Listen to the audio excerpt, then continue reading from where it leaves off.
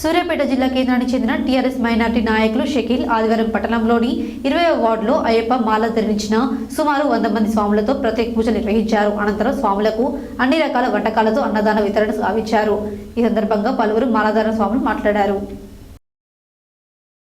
సూర్యాపేట జిల్లా కేంద్రానికి చెందిన టీఆర్ఎస్ మైనార్టీ నాయకులు షకీల్ ఆదివారం పట్టణంలోని 20వ వార్డులో అయ్యప్ప మాల ధరించిన సుమారు 100 మంది స్వాములతో ప్రత్యేక పూజలు నిర్వహించారు. అనంతరం స్వాములకు అన్ని రకాల వంటకాలతో అన్నదానం వితరణ గావించారు. ఈ సందర్భంగా పలువురు మాలాధారణ స్వాములు మాట్లాడుతూ, పరమ పవిత్రమైన అయ్యప్ప మాలను ధరించిన స్వాములకు ఒక్కరోజు అన్నదానం చేసిన ఎంతో ఫలితం లభిస్తుందన్నారు.